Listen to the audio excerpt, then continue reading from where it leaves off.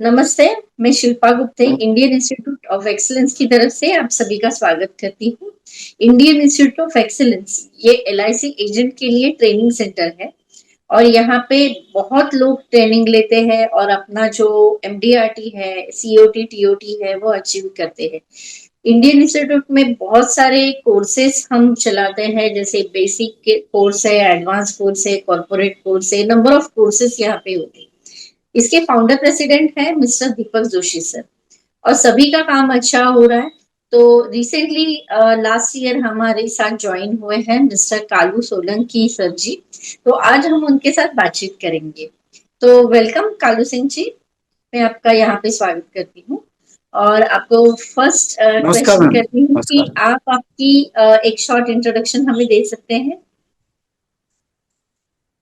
जी ma'am. मैं Kalu Sheikh Solanki Khargone branch से Indore division Madhya Pradesh से हूँ और विगत 10 वर्षों से एलआईसी में कार्य कर रहा हूँ मैं अपना। और मैं 2020 में आईओ से जुड़ा था।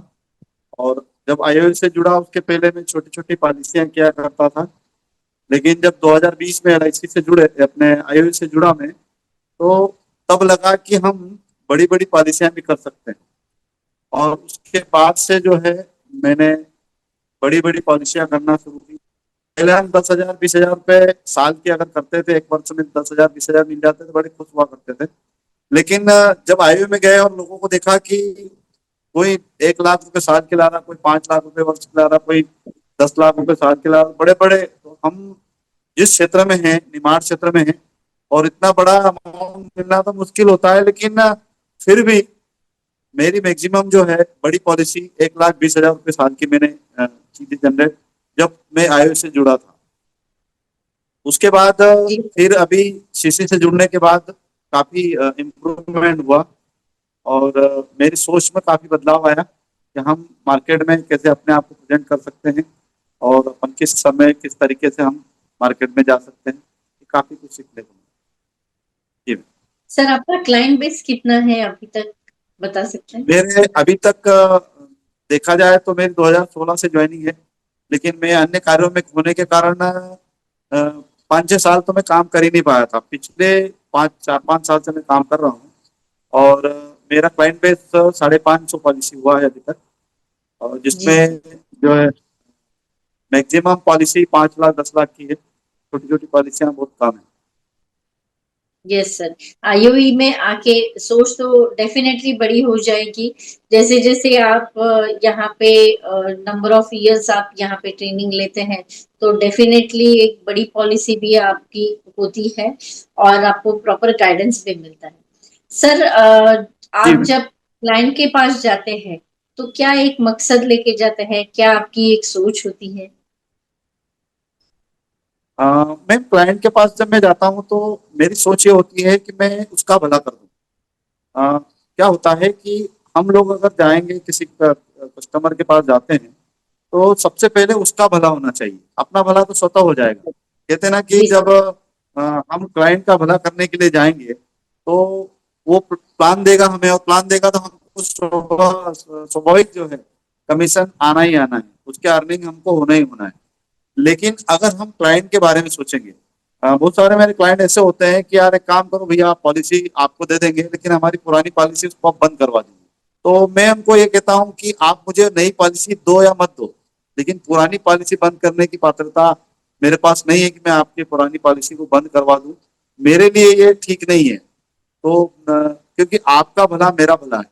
और जब क्लाइंट के पास हम जाते हैं मैम, तो क्लाइंट को ऐसा लगना चाहिए, ऐसा ऐसा कभी लगने नहीं मैं देता है कि मैं मेरे मेरे लिए आया हूँ। मैं ऐसा प्रेजेंटेशन ही उसके सामने रखता हूँ, ऐसी बात ही उसके सामने करता हूँ कि उसको लगता है कि ये मेरे भले के लिए। अब कई क्लाइंट जो है आज शुक्रिया करते हैं मुझे कि यार नहीं यार भैया, आप आते हो बहुत अच्छा लगता है, और आप काफी अच्छा प्रेजेंटेशन देते हो, काफी अच्छा जो है तो आप मोटिवेशन देते हो। क्योंकि मैं अखिल विश्व गायत्री परिवार से भी जुड़ा हूँ। और विगत 25 वर्षों से मैं इस क्षेत्र में हूँ, आध्यात्मिक क्षेत्र में हूँ, स्पिरिचुअल क्षेत्र में हूँ। और इसमें हम लोग भी जो है लोगों का निःशुल्क भला करते हैं। तो एक सोच होती ही है हमारी कि हम बिना किसी फायदे के, बिना किसी उसके परमार्थ में हम लग जाते हैं, तो निश्चित रूप से भगवान हमारा फायदा करता है।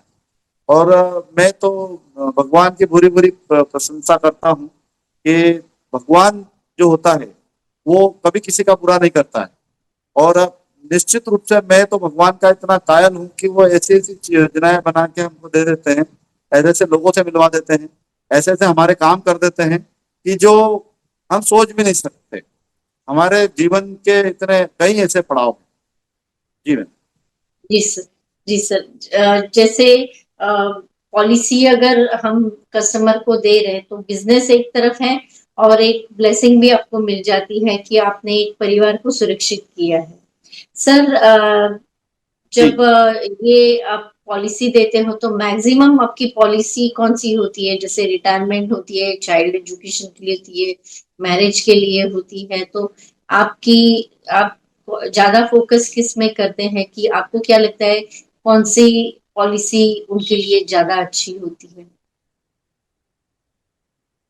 मैम, मैं थोड़ा सा ये बताना चाहूंगा कि मैं जिस जिस किसी भी घर में जाता हूँ तो वहां पर मेरे को बच्चा दिखता है।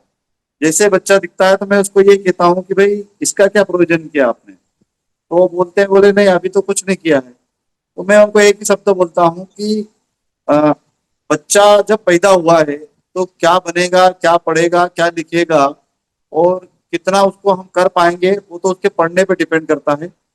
लेकिन उसके लिए एजुकेशन प्लान आपको बना के रखना चाहिए। क्योंकि हम अगर वो कोई अच्छी पढ़ाई करना चाहते हैं और जहां पर हमको 20 लाख, 25 लाख, 50 लाख, 1 करोड़ रुपए अगर लगेंगे तो हम कहाँ से उस समय लाएंगे। और वो सब ठीक है।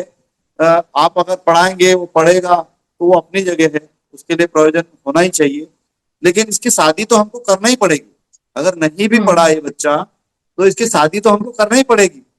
बोले हाँ भैया वो बात तो सही है। तो आप इसको जब शादी करेंगे तो आप अपने पास का मानते हैं, हम आपके पास पैसा है ना, हम मैं कभी नहीं उनको कहता कि आपके पास पैसा नहीं है। आपके पास पैसा है और रहेगा, और भगवान करेगा आपको पैसे की खूब भरमार भगवान पैसा दे आपको।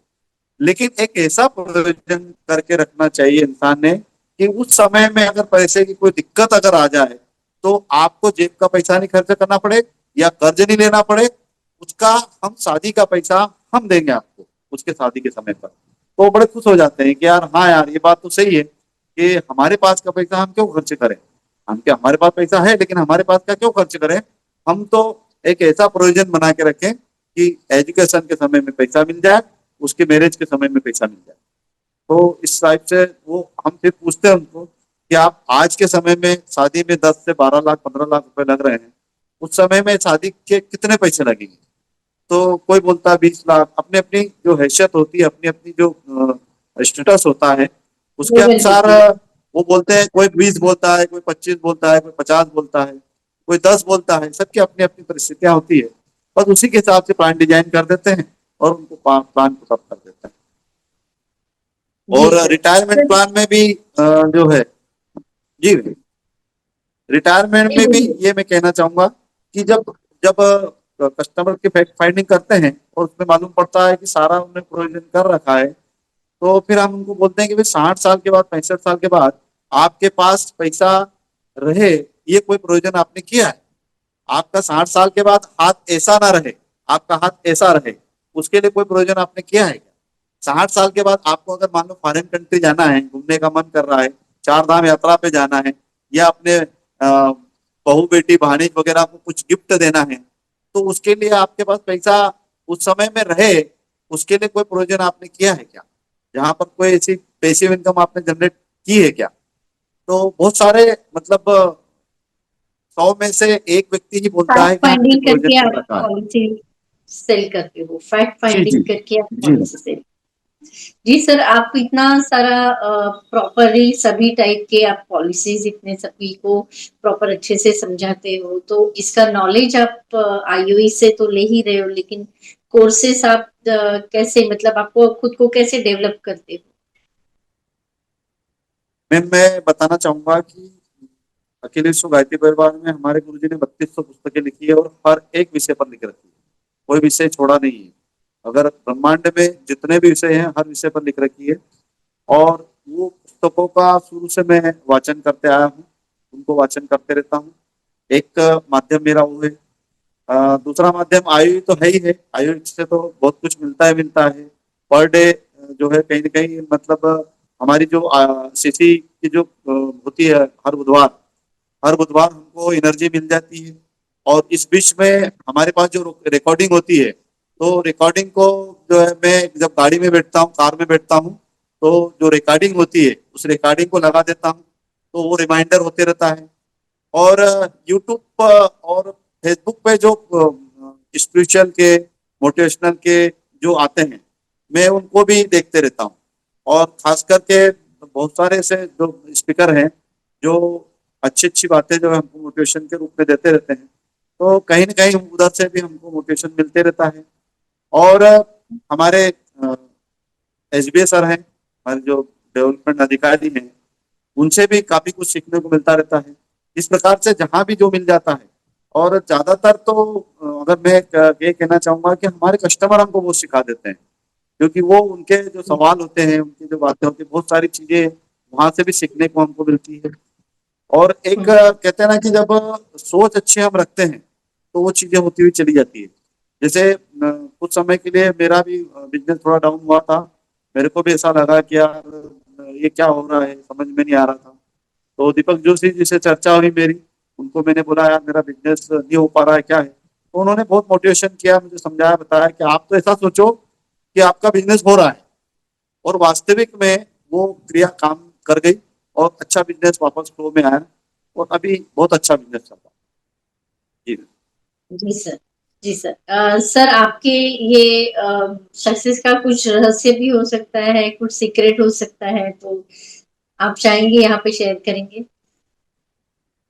जी मैम, सक्सेस का सीक्रेट ये है मैम कि हमारी सोच पॉजिटिव होना चाहिए हमेशा। एक व्यक्ति होता है सर। जो हमेशा हर चीज में निगेटिविटी ढूंढता है, और एक व्यक्ति होता है जो हमेशा पॉजिटिव रहता है। तो मैं एक छोटी सी बात बताना चाहूंगा कि क्या होता है कि जब कोई व्यक्ति आपको पूछ रहा है तो आपको बहुत अच्छा लगता है। लेकिन वही व्यक्ति, पूछने वाला व्यक्ति, या ऐसा लगता है अपने आप को कि वो हमको पूछ नहीं रहा है, तो हमको बड़ा बुरा लगता है। लेकिन मेरी सोच ये जाती है कि अगर कोई पूछ रहा है तो हमको उसको सही सजेशन देना चाहिए, उसका सहयोग करना चाहिए। लेकिन अगर नहीं पूछ रहा है तो हमारा समय बचा है, हमारा दिमाग खर्च होने से बचा है। तो हर क्षेत्र में पॉजिटिव सोचना आवश्यक होता है। मैं कस्टमर के पास जाता हूँ, बहुत सारे कस्टमर मुझे बोलते हैं कि आप भैया एलआईसी की बात मत करना। तो मैं उनको यही कहता हूँ कि हम जिस क्षेत्र में हैं उस क्षेत्र की बात तो हम करेंगे, लेकिन अगर आपको पॉलिसी नहीं लेना है तो कोई सुनिए, हमारे संबंध हमारी जगह है। और सीक्रेट का एक ही राज है कि संबंध बहुत अच्छे होना चाहिए। अगर आपके संबंध लोगों से है तो आगे रह के लोग बोलते हैं, और इजीली में मतलब स्मूथली जो है पेमेंट मिलता है, स्मूथली प्लान होते हैं। और इसमें सबसे बड़ा एक ही चीज है कि हमें हमेशा संबंध मधुर बना के रखना चाहिए, सबसे अच्छे संबंध बना के जी। रखना चाहिए। दूसरा जी। ये मैम कि मेरे गुरु जी है परम पूज्य गुरुदेव श्री राम शर्मा आचार्य जी। तो मैं गायत्री मंत्र का जब भी नियमित करता हूँ, और कहते हैं कि हमारा जो भी गुरु हो, उस गुरु को हमको जो है हमेशा समर्पण के भाव से उनके साथ रहना चाहिए। वो हमारा सहयोग करते हैं, भगवान हमारा सहयोग करते हैं। और उनको एक ही चीज हमको, मैंने तो मेरे जीवन में बोल रखा है कि भगवान जो कुछ है तेरे साथ, अच्छा करवाना हो बुरा करवाना हो, सब तुम्हारे हाथ में है। मैं तो ये समर्पण तुझे कर दिया है कि जो करवाना है आप वो हमसे करवा लीजिए। तो भगवान अच्छा ही अच्छा करता है। और हमेशा समर्पण भाव से भगवान के साथ हम, हर एक को मैं यही कहना चाहूंगा, किसी भी एक भगवान को आप साथ में लें, जिसे भी आप मानते हैं उनको समर्पण करें, उनसे आप हमेशा उनको साथ में लेके चलें। और अगर गुरु है, कोई भी गुरु है हमारा, आप गुरु के प्रति श्रद्धा निष्ठा जो है हमारी होना चाहिए। और गुरु के लिए अगर एक कहानी है कि यूट्यूब पे आप सर्च कर सकते हैं, गूगल पे सर्च कर सकते हैं, एक वैराग्यवती के नाम से एक राजा की बिटिया रही थी। वैराग्यवती कहानी को सुनाने इतना समय तो नहीं रहेगा, लेकिन उसे हम सर्च कर सकते हैं यूट्यूब पर, और इस पे वो मिल जाएगी। वैराग्यवती की कहानी जो है गुरु के ऊपर बहुत अच्छी कहानी है वो, जी सर, हम उससे सीख जरूर मिलेगी कि उसको गुरु क्या कर सकते देखेंगे। हैं। Yes sir. सर, एक अगर सर आपको अगर एक मैसेज देना है LIC एजेंट को, तो आप क्या मैसेज देंगे? मैम सजेस्ट मैं ये देना चाहूंगा कि सीखना निरंतर होता है। आज मैं 54 वर्ष का हो गया हूँ और पिछले 30 साल से मैं फील्ड में हूँ। LIC के अलावा पहले मैं पुरानी कोई फील्ड में था। अभी भी विगत 10 वर्षों से LIC में हूँ और मुझे 30 वर्ष का अनुभव है फील्ड का, फील्ड लाइन का, लोगों से मिलने का, लोगों को परखने का, लोगों को समझाने का, लोगों को समझने का। लेकिन फिर भी कहते हैं कि हमको निरंतर सीखते रहना चाहिए और जब तक हम सीखेंगे नहीं तो हम इम्प्लीमेंट उस हिसाब से नहीं कर पाएंगे। तो निरंतर हमें सीखते रहना चाहिए और सीखने के लिए हमें जो है मुझे जहां तक प्लेटफॉर्म मिला है, मैं 2-3 दूसरे प्लेटफॉर्मों पर भी हूँ, है ना। लेकिन मुझे जो प्लेटफॉर्म IIU का मिला है वो अपने आप में एक अभूतपूर्व प्लेटफॉर्म है। और हमारे दीपक जोशी जी जो है बहुत इस क्षेत्र में बहुत डेडिकेटेड है और उनका जो उद्देश्य है बहुत शार्प है। मैं उनको पहले शुरू शुरू में ऐसे सोचा करता था कि ठीक है, ये तो ट्रेनिंग वाले लोग हैं, ये तो पैसे भी लेते हैं, ये तो ट्रेनिंग देना इनका काम है, ये तो सब ऐसा करते ही हैं। लेकिन मुझे उस दिन मेरे कॉन्सेप्ट क्लियर हुए जिस दिन उन्होंने सर ने कहा कि मुझे 3-4 टीयूटी करना है। तो मैंने कहा यार सर जो है 3-4 टीयूटी का बोल रहे हैं, यहाँ MDRT के वादे हो जाते हैं लोगों के। और जिस दिन 1 करोड़ 39 लाख रुपए की प्रीमियम आई, उस दिन मुझे समझ में आया कि सर जो है कहने में नहीं करने में ज्यादा बिलीव करते हैं, करने में ज्यादा विश्वास रखते हैं और वो जी अपना पूरा एफर्ट लगाते हैं।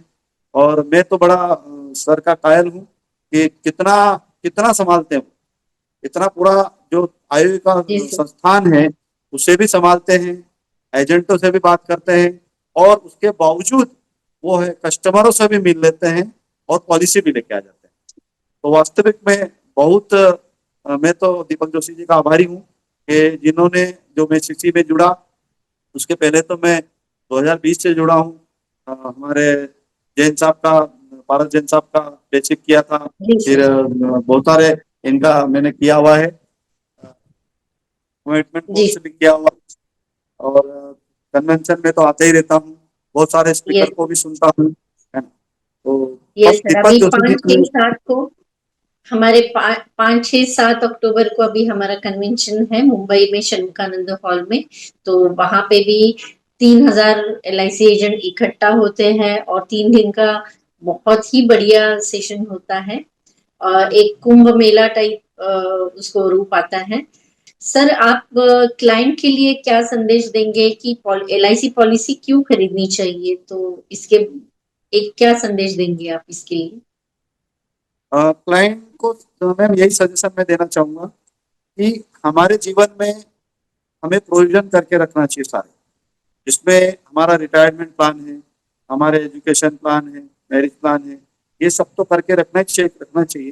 लेकिन कहते हैं कि हम अगर कम समय के लिए जिए तो परिवार को हम कैसे, हमारा परिवार हमारी लाइफ स्टाइल जो आज की है उस लाइफ स्टाइल के साथ हमारा परिवार कैसे जिएगा, उसके लिए प्रोविजन हमको करके जाना चाहिए। जैसे आदमी अगर एक दिन के लिए कहीं जाता है तो घर व्यवस्था बना के जाता है, 1 महीने के लिए जाता है तो 1 महीने की व्यवस्था बना के जाता है, 1 साल के लिए जाता है तो 1 साल की व्यवस्था बना के लिए जाता है। लेकिन किसी कारणवश हमारे साथ मिसहैपनिंग होती है और हम इस दुनिया में अगर नहीं रहे तो हमारे परिवार को कैसे मैनेज करना रहेगा, ये प्रोविजन करके जाना चाहिए। और दूसरा क्लाइंट को मैं ये कहना चाहूंगा कि अगर आप लंबे समय तक जिए तो हमें रिटायरमेंट प्लान करके जाना चाहिए, जिसमें हमें एक ऐसा कॉर्पस फंड मिल जाए, एक रेगुलर पेंशन मिलती रहे और हम अपना जीवन यापन अच्छे से करते रहें। और LIC से बेहतर हमें इन्वेस्टमेंट कहीं नहीं मिलेगा, क्योंकि अगर हम दूसरे क्षेत्र में जाएंगे तो वहां पर पैसा अप भी हो सकता है, डाउन भी हो सकता है, अच्छा भी मिल सकता है, बुरा भी मिल सकता है। लेकिन LIC में एक समतुल्य मिलता है, एक व्यवस्थित मिलता है। हमें रिटायरमेंट का जो है प्लानिंग करके रखना चाहिए, कार्पस फंड एक मिले, एक पेंशन हमेशा कंटिन्यू मिलती रहे और हमारे बाद जो है हमको किसी प्रकार की कोई समस्या ना आए, ऐसा हमें प्रोविजन करके रखना चाहिए। Yes sir. सर बहुत ही बढ़िया आपने इंफॉर्मेशन यहाँ पे शेयर की और आगे के काम के लिए हम आपको ब्लेसिंग्स देते हैं और आपका आगे का काम भी बहुत अच्छा हो, बहुत सारे घरों में आप पहुंच के उनके लाइफ और इनके फाइनेंशियल सेटिंग करके दो। तो thank you so much Kalu Singh ji. Thank you धन्यवाद जो आपने हमें मौका दिया इसके लिए। Thank you sir, thank you.